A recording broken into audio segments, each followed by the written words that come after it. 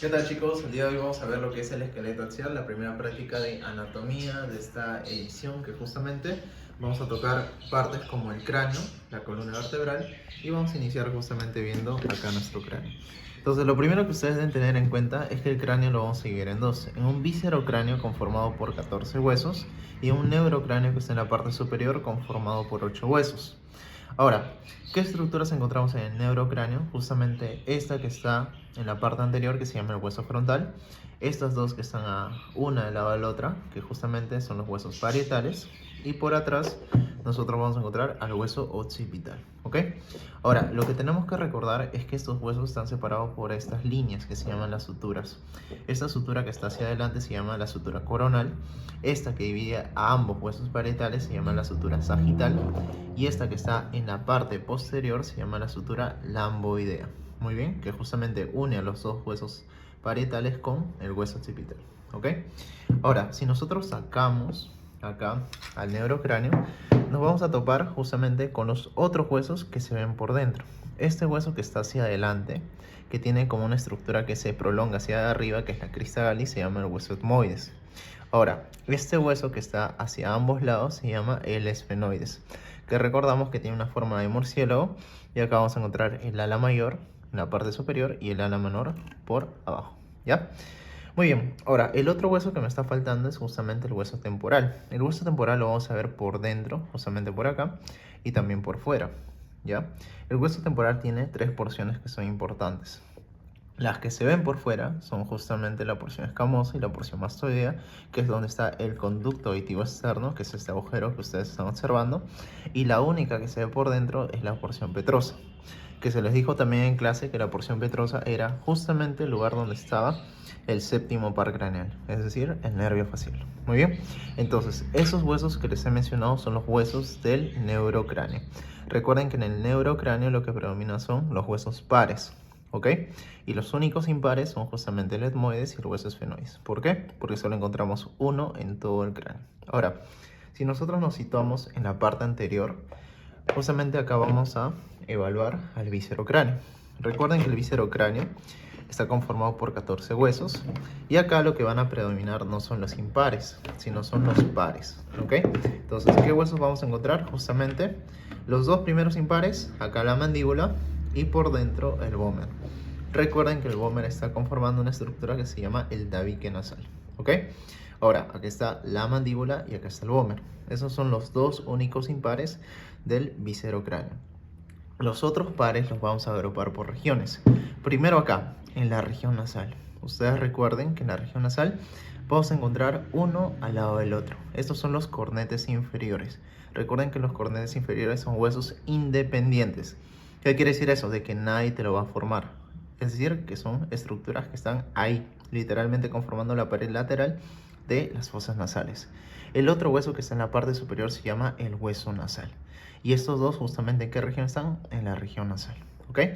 Y ahora, los dos huesos que están acá en esta estructura que se conoce como la órbita, primero por dentro vamos a encontrar al hueso lagrimal.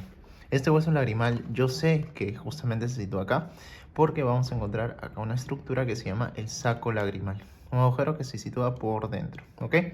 Y por detrás de la órbita voy a encontrar otro hueso, que es el hueso palatino, que si bien es cierto que no se observa acá de una muy buena manera, pero si yo volteo el cráneo y me ubico en el paladar duro, en la parte superior de la cavidad oral, voy a observar a este hueso, que es el hueso palatino. Muy bien, entonces encontramos dos en la parte nasal, dos en la porción orbitaria, y los otros dos que me faltan los voy a ver por fuera. Acá está el hueso maxilar y por acá el hueso cigomático. Entonces esos son los huesos que yo voy a encontrar en el viscerocráneo. Muy bien, ahora otras cosas que se mencionó en la clase justamente fueron los puntos craniométricos. ¿Qué puntos craniométricos voy a observar por acá? Recuerden que hay puntos craniométricos pares y puntos craniométricos impares. ¿Cuáles son? Primero, justamente, el primer punto craniométrico que mencionamos fue este que confluye entre la sutura coronal y la sutura sagital. Este es el punto craniométrico conocido como bregma. Muy bien. Y este, que representa el punto más alto de todo el cráneo, se le denomina el vértex. Y acá justamente está pintado con la letra V. Entonces tenemos el bregma y el vértex. Y este punto que se sitúa entre la sutura sagital y la sutura lamboidea se conoce como el punto lambda, ¿ok? Entonces ahí tenemos los tres primeros puntos craniométricos impares. Y este que se sitúa en la parte más posterior, en una estructura que es bastante prominente, justamente que se llama la protuberancia occipital externa, se llama el lineum, ¿ok? Se escribe como la palabra minion, pero le quitas la M, ¿ya? Entonces acá tenemos los cuatro primeros puntos craniométricos impares. Ahora, los otros van a situarse en la parte del viscerocráneo, ¿ya? Este punto que protruye más que el resto de otros puntos, que están más para la parte anterior, se llama la glabela, ¿ya? La glabela. Ahora, yo acá veo al hueso nasal. Entre el hueso nasal y el hueso frontal, que está justamente por acá, hay un punto en el centro. Este se llama el nacio.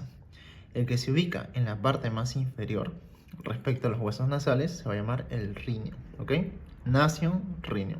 Y este que está entre el hueso lagrimal y los huesos nasales se va a llamar justamente el dacreo, ¿ok? Hueso lagrimal, maxilar y nasal, dacreo. Muy bien. Ahora, esta estructura que si ustedes la tocan y la van a poder observar así como si fuera una punta que está sobresaliendo, se va a llamar la espina nasal anterior. Y si hay una espina nasal anterior, también hay una espina nasal posterior. ¿Dónde la veo? Justamente por acá. Esta es la espina nasal posterior, o también conocido como estafilo. Muy bien. Ahora, en clase también se les mencionó que había los procesos alveolares. Cuando ustedes vean la palabra alveolar, hace referencia a los dientes, ¿ya? Y acá tenemos el punto alveolar superior y el punto alveolar inferior, ¿ok? Ahí está, uno arriba y otro abajo. Y este que protruye justamente en la parte más inferior se llama el punto mentoniano. Y justamente esos son los puntos impares que yo observo en el viscerocráneo.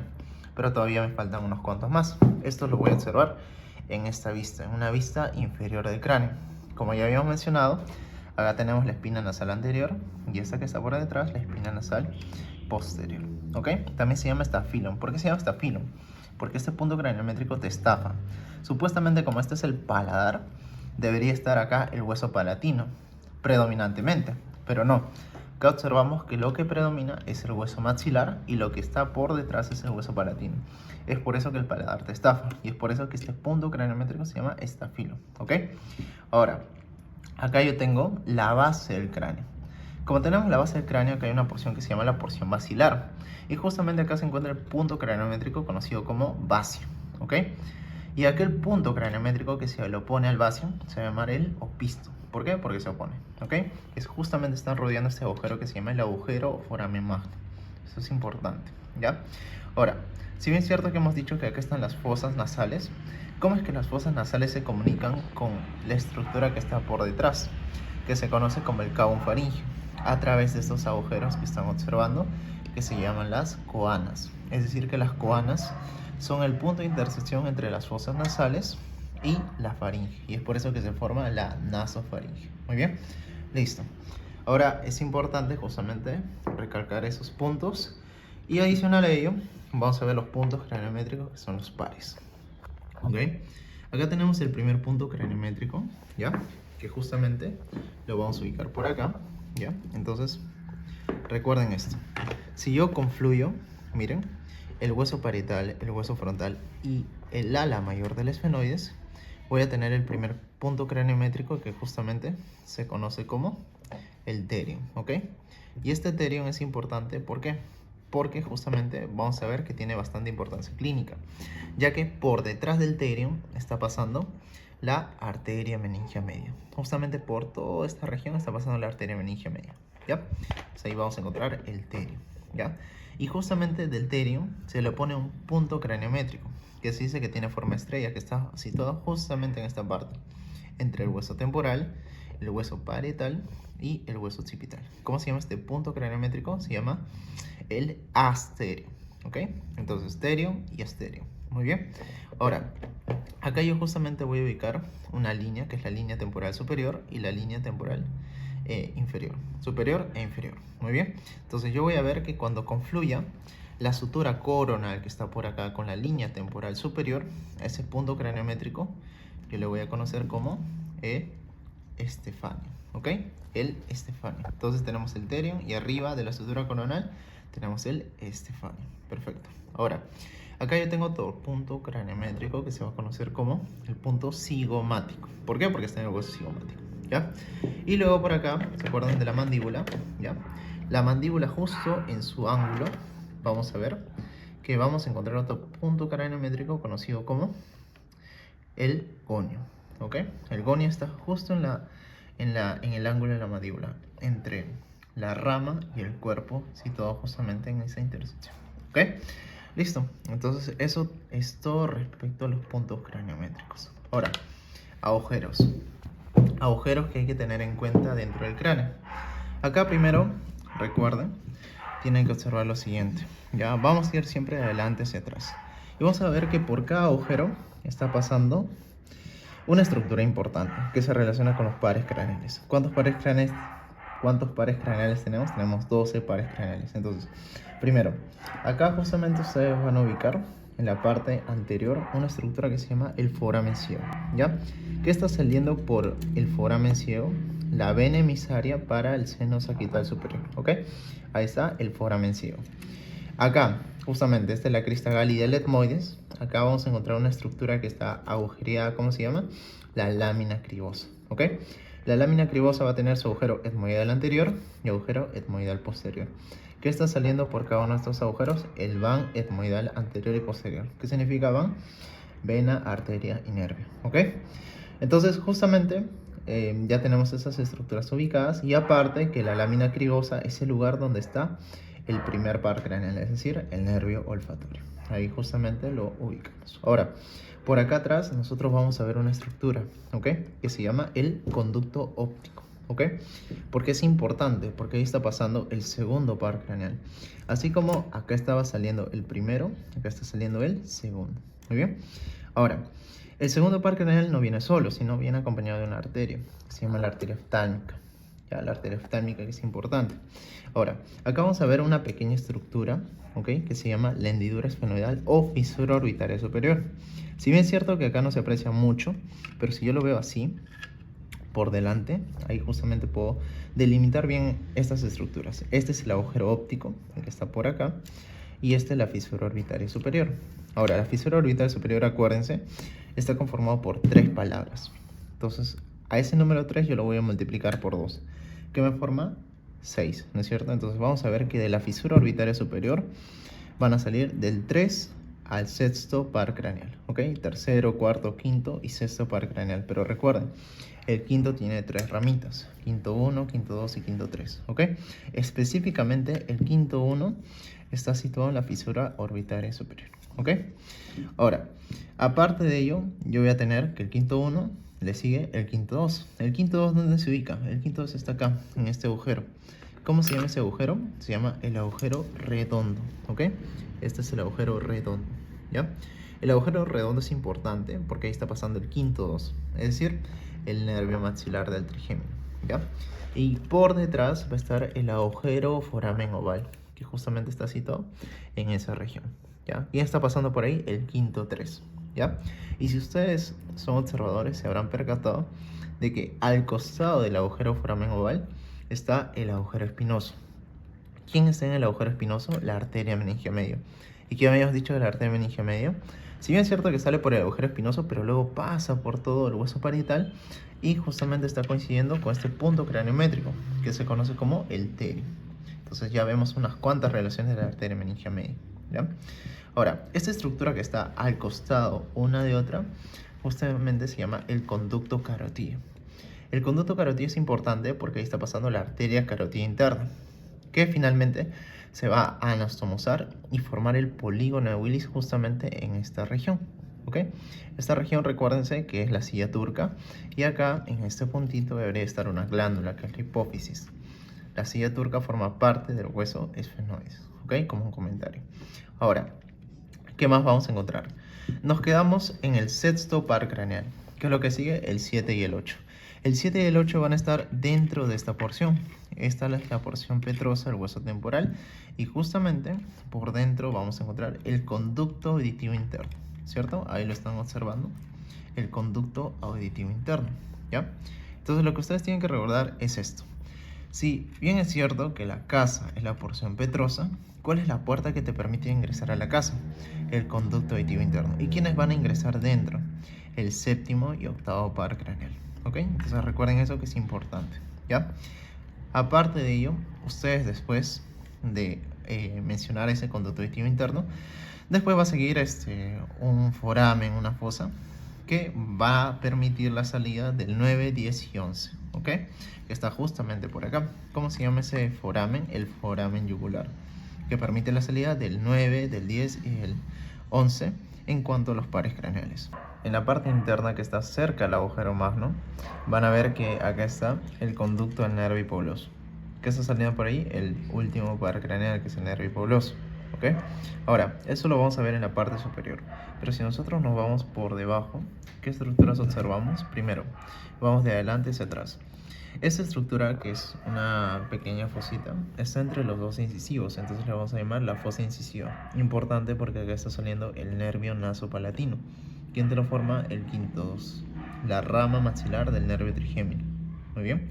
Ahora, esto es el hueso maxilar. Acá encontramos el surco sagital y el surco transverso. Este surco justamente lo que hace es separarte el hueso maxilar, que está adelante, del hueso palatino, que está hacia atrás.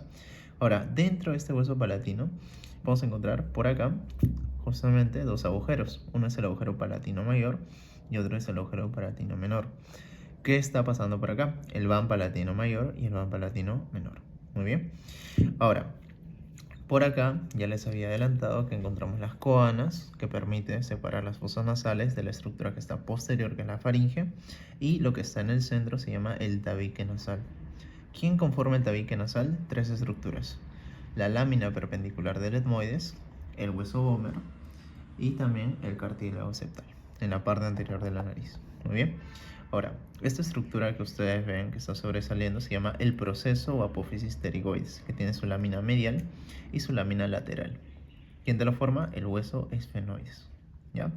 Ahora, el hueso esfenoides justamente va a tener su ala mayor y ala menor. El ala mayor es la que te va a formar ese proceso pterigoides. Muy bien. Ahora, si ustedes se percatan, acá en la parte lateral va a haber una estructura que se llama la fosa esfenopalatina. Esta fosa esfenopalatina también tiene sus límites. Su límite anterior es este hueso, que es la tuberosidad maxilar. Su límite superior es el cuerpo del esfenoides. Y su límite posterior es el lámina lateral, ¿ya?, del proceso pterigoides. Y acá vamos a encontrar la famosa fosa conocida como fosa esfenopalatina. ¿Quién deforma la fosa esfenopalatina? Justamente esas estructuras óseas, y el contenido es el ganglio esfenopalatino. ¿Quién te lo forma? El quinto 2, el nervio maxilar también, ¿ya? Muy bien. Ahora, si nosotros seguimos yendo para abajo, vamos a ver que acá nos topamos con el proceso o la porción basilar del hueso occipital. ¿Cómo yo sé que estamos en el hueso occipital? Porque acá veo el agujero foramen magno, ¿ya? Que está la porción basilar, y a los costados van a estar los cóndilos. Estos cóndilos occipitales son los que se van a articular con la primera vértebra cervical, que es el atlas. Por eso es súper importante. Muy bien. Ahora, justamente acá vamos a encontrar otras estructuras, como por ejemplo el agujero o foramen oval, solamente que lo estamos viendo desde abajo. Y este que está a su costado es el agujero o foramen espinoso. Recuerden que por el agujero oval está pasando el quinto 3, y por el agujero espinoso la arteria meningia media, rama de la primera porción de la maxilar interna. Muy bien. Y esto que ustedes están observando de uno al lado del otro se llama el agujero rasgado. ¿Qué rasgado? Que es una estructura que está cubierta por una membrana. No es un agujero en sí, sino que está recubierta por algo. Entonces es una estructura cerrada. Muy bien. Ahora, acá yo tengo el proceso o apófisis estiloides, y acá tenemos el hueso o porción mastoidea del hueso temporal. Muy bien.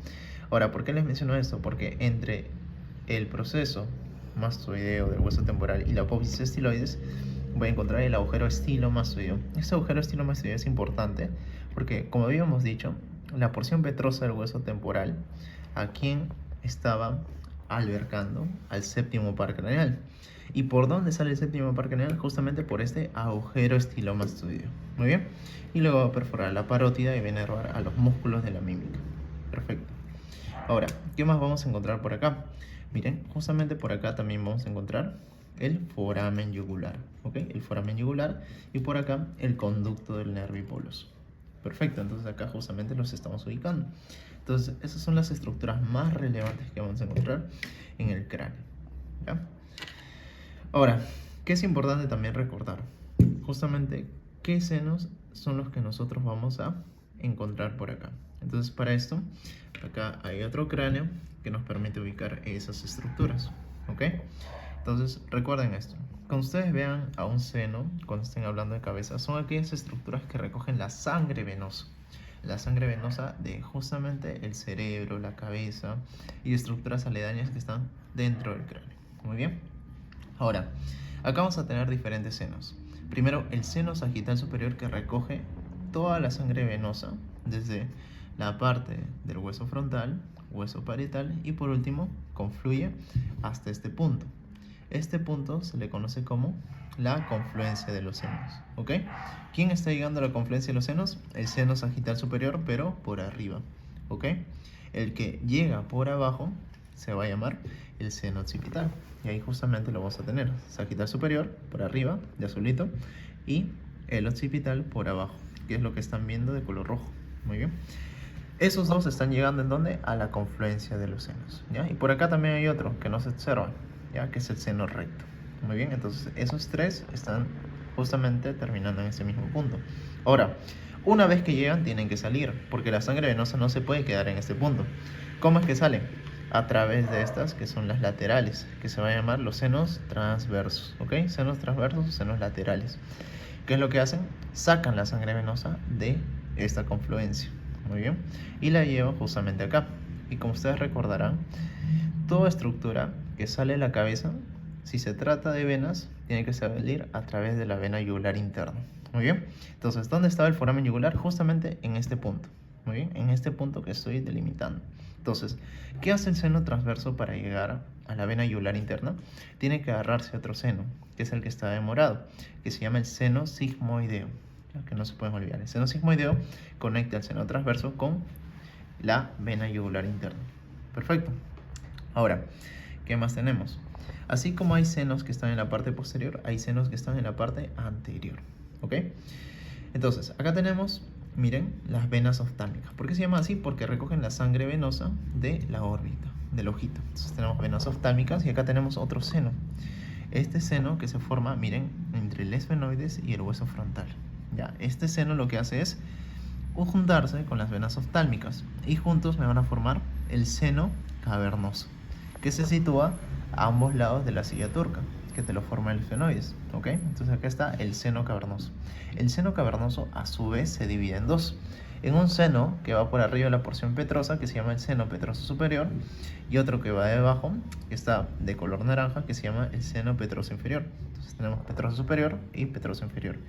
Justamente quien va directamente al foramen yugular, ¿ok?, se llama el seno petroso inferior.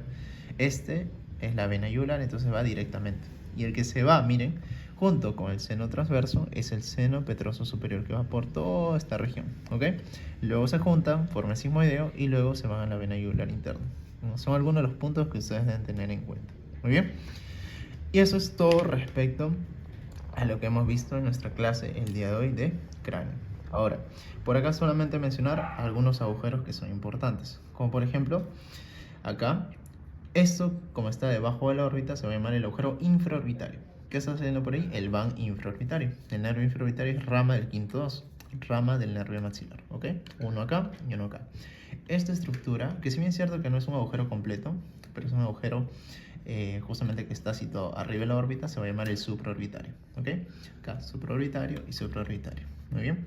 Acá, como teníamos la fisura orbitaria superior, por acá justamente, también tenemos una fisura orbitaria inferior, ¿ya? Y por esta fisura está justamente pasando el nervio infraorbitario. Entonces este nervio infraorbitario pasa por ahí y luego sale por su agujero, por delante. Y este nervio es sensitivo, así que ahí lo estamos observando. Ahora, ¿qué más vamos a observar por acá? Justamente este hueso, ¿no? ¿Cómo se llama este hueso? La mandíbula. De la mandíbula, ¿qué tienen que recordar? Acá tenemos su rama de la mandíbula y su cuerpo de la mandíbula, ¿ya? Y entre estos hay un ángulo. Este es el ángulo de la mandíbula. Recuerden que el macetero llega hacia este ángulo. Y por arriba tenemos dos estructuras. El cóndilo de la mandíbula, ¿ok? Y esto se llama la apófisis conoides, ¿ok? Apófisis o proceso conoides. Cóndilo y proceso conoides, muy bien. Y entre estos una fosa, ¿ok? Una fosa que las conecta. Perfecto. Ahora, este agujero que están observando por acá se llama el agujero mentoniano, por si acaso, ¿ya? Entonces, esas son las partes que encuentro yo por fuera de la mandíbula. Si yo me voy por dentro, ¿qué es lo que voy a encontrar? Este agujero, este pequeño agujero, que se va a llamar el agujero o foramen mandibular. ¿Qué es lo que ocurre? Que el nervio alveolar inferior se mete por este agujero y le va a dar sensibilidad a todos esos dientes que ustedes están observando, ¿ya? Recuerden que cuando estamos hablando de un nervio que tiene la palabra alveolar es porque se dirigen hacia los dientes, ¿ya? Entonces ahí tenemos el nervio alveolar inferior. Pero antes de eso, este nervio bota una ramita. Esta ramita se llama la ramita miloioidea y justamente está situado por todo este borde. Esa rama miloioidea aquí inerva a dos músculos: vientre anterior del digástrico, ¿ya? Que es un músculo suprayoideo, y el miloioideo, que también es un músculo suprayoideo, ¿ok? Entonces a esos dos músculos le va a dar inervación a este nervio miloioideo. Muy bien. Ahora, importante, así como hay un nervio miloioideo, también hay una línea miloioidea, ¿ok? Esta línea miloioidea lo que va a hacer es formar dos fosas. Esta que está por debajo de la lengua, que se va a llamar la fosa sublingual, y esta fosa que está por debajo de la línea, que se va a llamar justamente la fosa submaxilar o submandibular, ¿ok? ¿Quién te separa ambas fosas? La línea miloioidea. Y esta estructura que está por dentro, ¿no? Como si fueran dos espinas, se va a llamar las apófisis geni, ¿ok? Las apófisis o espinas geni. Perfecto. Muy bien. Listo. Entonces, esos son los puntos que ustedes deben recordar de los huesos, ¿ok? Vértebras, ¿ya? Acá justamente vamos a destacar tres vértebras, que son las que tienen una forma típica. Acá vamos a tener las vértebras cervicales, acuérdense que son 7, las vértebras torácicas, que son 12, y las vértebras lumbares, que son 5. Acá observamos al sacro, que también tiene 5 vértebras sacras, y el coxis, que tiene 4 vértebras coxígeas. Entonces, miren, lo primero que ustedes deben tener en cuenta son las partes de una vértebra, ¿ok? Una vértebra es una estructura o una unidad que conjuntamente con otras van a formar la columna vertebral. Recuerden cuál es la principal función de la columna vertebral: proteger a la médula espinal, gran parte del sistema nervioso central, que va a permitir comunicarnos con todo el sistema periférico. Muy bien. Entonces acá ustedes van a observar a una vértebra. Quiero que la vean detalladamente. ¿Cuáles son sus partes? Acá vamos a ver el cuerpo vertebral, que está hacia adelante y es la parte más gruesa, ¿ok? Esto que están observando, que es el agujero por donde pasa la médula espinal, se llama el arco vertebral. Y también tenemos las apófisis o procesos, ¿ok? ¿Cuántas debe tener una vértebra normalmente? 7 apófisis o 7 procesos, que es lo mismo, ¿ok? Entonces tenemos acá una de un lado derecho, lado izquierdo, son los procesos transversos. Luego esta que se va hacia atrás y solamente hay una, que es la apófisis espinosa. Y por acá, arribita, que se tiene que articular con su otra vértebra que está en la parte superior, se va a llamar los procesos articulares superiores. Y estos que están por debajo se van a llamar los procesos articulares inferiores. Y conjuntamente, ¿cuántas vértebras o cuántos procesos hemos formado? Acá 1, 2, 3, 4, 5, 6 y el de atrás 7, ¿ok? Entonces son 7 procesos que vamos a encontrar en toda vértebra normalmente. Muy bien. Ahora, acá también, miren, entre el proceso transverso y el proceso espinoso voy a encontrar una estructura que se va a conocer como la lámina. Muy bien, la lámina es esa conexión que permite conectar el proceso espinoso con el proceso transverso. Ahora, entre el proceso transverso, ¿ya?, y el cuerpo vamos a encontrar una estructura. Esa se va a llamar el pedículo, ¿ya? Entre el cuerpo y el proceso transverso, el pedículo, ¿ya?, que también es importante. Perfecto. Ahora, eso es lo más importante que ustedes deben tener en cuenta. Ahora, ¿cómo diferenciamos una vértebra cervical de una vértebra torácica, de una vértebra lumbar? De la siguiente manera. La vértebra cervical, chicos, va a tener agujeros. Estos son los agujeros o forámenes transversos. ¿Para qué sirven? Para el pasaje de las arterias vertebrales. Acuérdense, como esta es una vértebra, tiene que tener sus arterias vertebrales. Recuerden que las arterias vertebrales pasan desde C6, C5, C4, C3, C2 y C1, ¿ok? Es decir, que no pasan por C7. Eso es importante, ¿ya? Ahora, es justamente el contenido de esos forámenes transversos. ¿Qué más?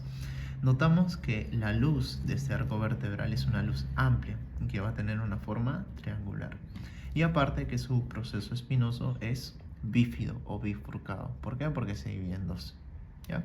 Eso es en cuanto a una vértebra cervical. Y si ustedes lo comparan con una vértebra torácica, van a notar que esta no tiene sus forámenes transversos. ¿Por qué? Porque evidentemente es una vértebra torácica. Pero miren, si ustedes observan el cuerpo, se van a percatar que tiene una forma típica, ¿no es cierto? Esta forma típica hace referencia a un corazón. ¿Por qué? Porque su cuerpo vertebral tiene forma de corazón. ¿Muy bien?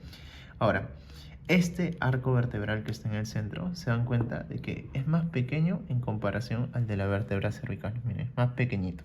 Entonces, es algo que justamente lo distingue de otros tipos de vértebra. ¿Ok? Y este también tiene sus procesos transversos por acá, lado izquierdo, lado derecho, y por acá sus caras articulares superiores y caras articulares inferiores, una de cada lado. ¿Ya? Y esto que están viendo se llama el proceso espinoso, que se prolonga hacia atrás y miren, es más prominente en comparación con otras vértebras, tanto la cervical como la lumbar. Muy bien, entonces eso es lo que vamos a ver en una vértebra torácica: forma de corazón, arco vertebral más pequeño, proceso transverso muy prominente y proceso espinoso también bastante prominente. Acá está la lámina, ya que tiene forma cuadrada, y acá vamos a encontrar el pedículo. Muy bien, esa es una vértebra torácica. Ahora, una vértebra lumbar se caracteriza porque su cuerpo, miren, es más ancho. Miren, para que ustedes comparen, acá está el de la vértebra torácica, más pequeñito, y este es más ancho. ¿Por qué? Porque se dice que tiene forma arriñonada. Tiene una forma arriñonada, como si fuera un riñón bien pequeñito que está echado. Entonces eso es importante. Aparte, ¿cómo es su arco vertebral? Su arco vertebral tiene forma triangular. Triangular y está bien delimitado.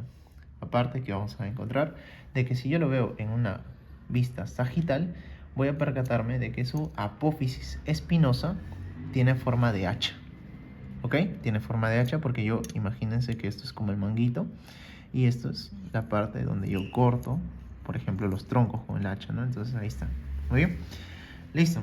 Entonces esto justamente es una vértebra lumbar, que también tiene sus procesos transversos que están por acá, ¿ya?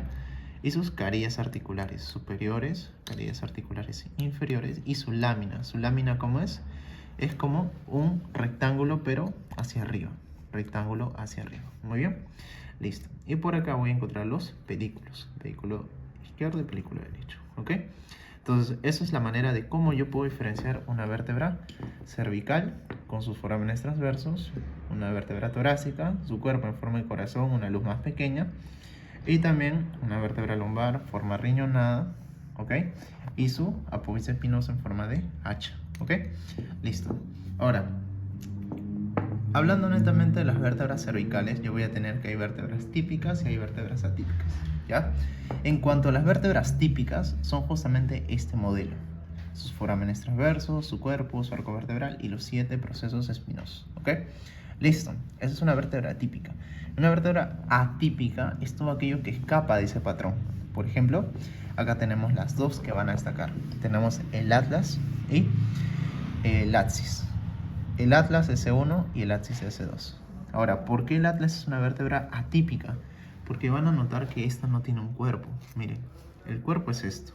Es una estructura más ancha. En cambio, esto es una estructura más delgada. Esto se conoce como el arco anterior y esto como el arco posterior. ¿Ok? Arco anterior y arco posterior. ¿Ya? Entonces, importante, ¿por qué? Porque justamente entre esas estructuras está pasando la médula espinal. ¿Ok? Listo. Entonces, eso ténganlo en cuenta. Ya que no tiene su cuerpo respectivo, pero sí tiene sus agujeros, y aparte estas estructuras se van a articular con el hueso occipital. ¿Se acuerdan que les había mencionado? Ahí justamente se encuentra, ¿ya? Muy bien, ahora pasemos con la otra vértebra atípica. ¿Por qué es una vértebra atípica? Evidentemente porque tiene esa estructura. Eso se llama la apófisis odontoides o diente del axis, ¿ok? Entonces acá tenemos sus dos caras articulares que se van a articular con el atlas, ¿ok? Y van a formar el diente del axis con el atlas, la articulación atlantozoidea, tipo sinovial género trocoidea. ¿Por qué trocoidea? Porque te permite girar sobre un mismo eje, ¿ya? Entonces, ¿por qué es una vértebra típica?